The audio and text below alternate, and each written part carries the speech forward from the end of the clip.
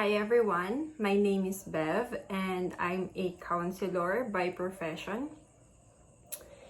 So ang ginagawa ko is to help other people adjust or cope with their normal maladjustments like stress, when they're feeling anxious, or when they feel depressed in a non-clinical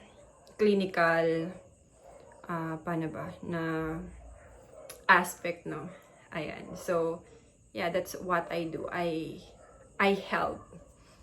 I try to guide people. So that's what I usually do. So I studied for quite a long time to learn some techniques and tools, approaches, theories, etc., etc. And we have to, to even take higher education, pursue postgraduate degree, and even pass the board exam to be a licensed guidance counselor here in our country. Okay, so why am I saying this? No, just to give you a background, or perhaps an overview, because not a lot of people are very familiar with what we do and who we are. Sometimes, even when people will hear, oh, you're a guidance counselor, oh, ipapa-guidance kita, na, sometimes they use our profession to instill to instill discipline or fear sa people or students, because that's where we are more known about in school setting. But yeah, the trend now in counseling is not only limited to school, but we also are exposed in community, and now and even in online. So anyway, my mentor, Dr. Hines, Dr. Adelaida Hines, the president of PGCA, she really inspired me. Not only me, but a lot of counselors. But yeah, so she inspired us to actually look for opportunities.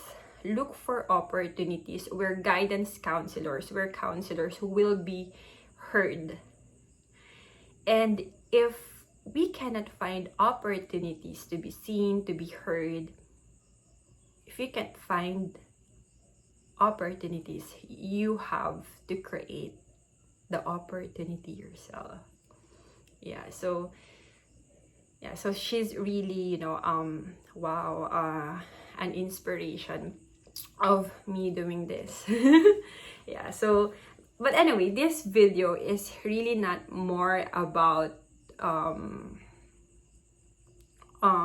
information on what guidance is, on what counseling is, or what is it not. That's more of an introduction, just for the viewer to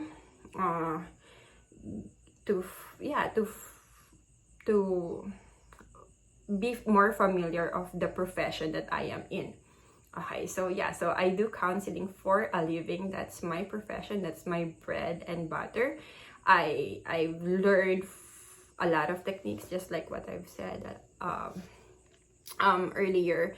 So let me share something about that. Okay, let me share about not about some techniques or tools, but on my next videos, if you're interested, just comment, like, share, or you can just suggest, email me, get in touch on what tools, techniques, approaches you would like to learn about, and maybe I can come up with a short video tutorial or information about that.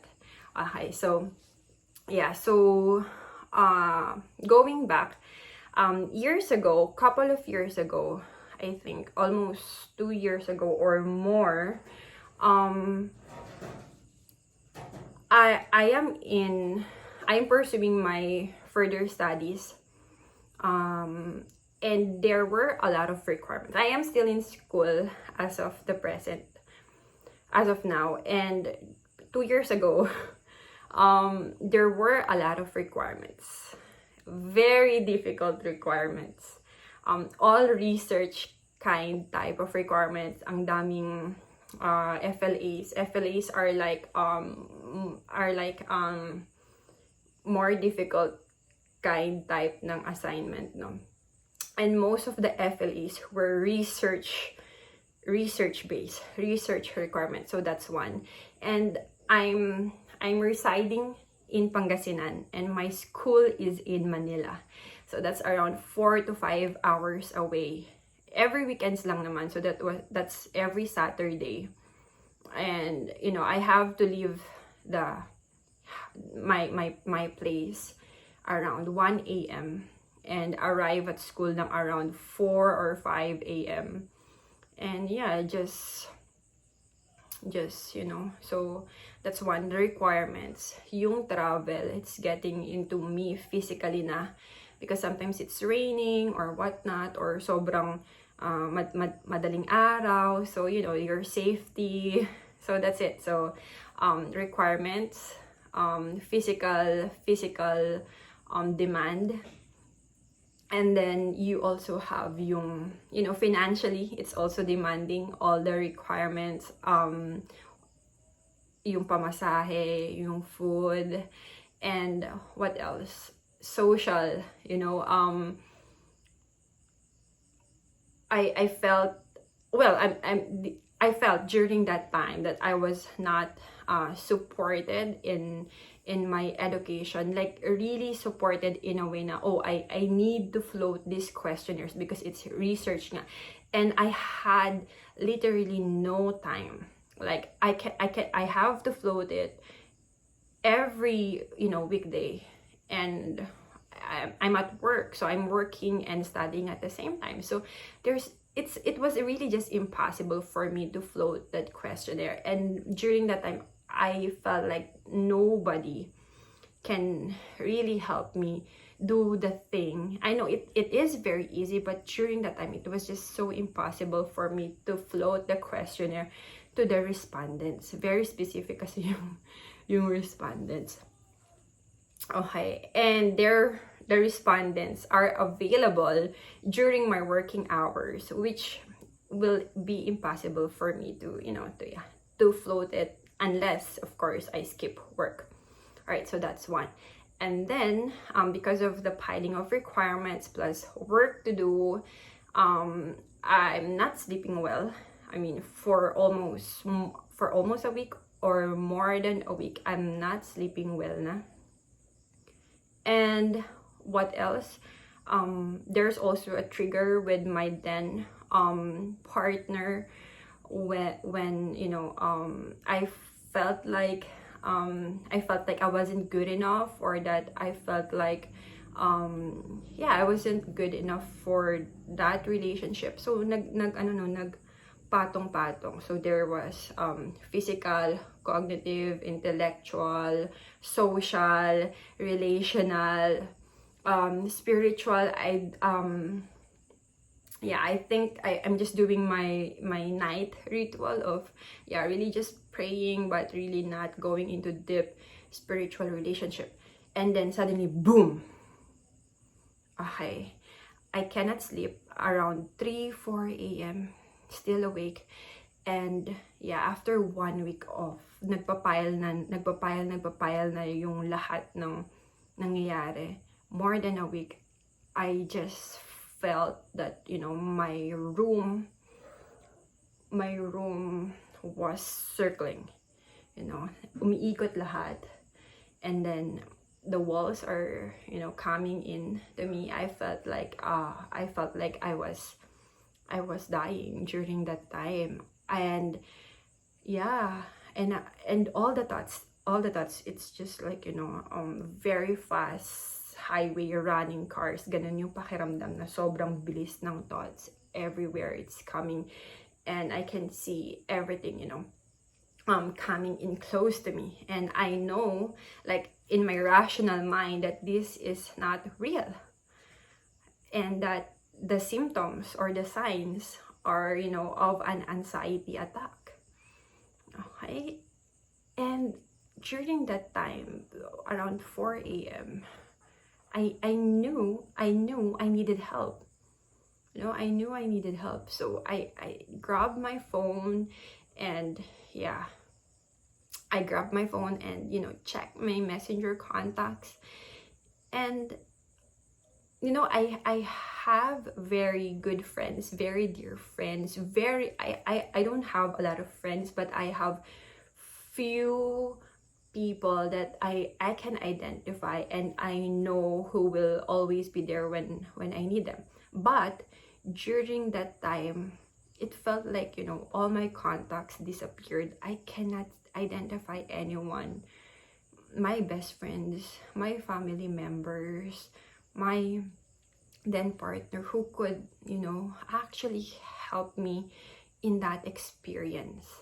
You know, as in literal, as in wala akong makita sa contacts. Like, you know, para siyang nagdi-disappear. Jumbled lahat. So, you know, sobrang malabo. And if I would consider myself as, you know, religious in practice, but also during that time, it did not pop into my mind that I can actually call unto him. That, you know, everything disappeared. My faith, my friends. So what I did was, you know, go back to the, you know, techniques that I have learned. I did mindfulness. I went back to my breathing, focus on it, and just be in here and now. But, you know, just imagine being in a fast pace, and, you know, everywhere. Parang ang gulo, no? Nung isipin mo nasa isa kang mabilis na lugar, magulo, ang dami-daming stimuli, and you just have to pause and be mindful. It was very difficult to do. Wow, I felt like what I was doing, the mindfulness exercise that I was doing during that time, was a band-aid. It's really not, it was helpful a little bit just for me to get shallow sleep, but yeah, so there. Wow. So what's the point? What is it that I'm trying to tell you or to share to you? It's that, you know, even people who learned the techniques could really experience mental health challenges, if I may say. No, I myself can identify. I myself knew what to do, the first aid, but, you know, those things did not work for me. It may have helped a little bit, but, you know, all the things, all the people that could really help me just suddenly, wow. So yeah, I think a very good realization for me was, if I, you know, a mental health professional during that time cannot actually identify people who could help me, how much more, you know, those people who are suffering in silence, no? So you know, you may, or they may not recognize that there are people who can help them. Yeah, but yeah, especially if you're in that state at the moment. Yeah, but something that, you know, something that I would like to leave you is to really, you know, find that little energy and use that to seek help, to find help, yeah, and reach out and just have that clarity, that sense of clarity. Kahit I know during that time it's very chaotic, yeah, but identify that person or go back inwards, go back and get in touch in your faith, your family, your closest friends. Get in touch with your counselor. If you have community counselors, you know, and just put that in your emergency contact, so that, you know, during those times, you know that you have your faith, your friends, your family, and your community who can, you know, help you and will be there for you.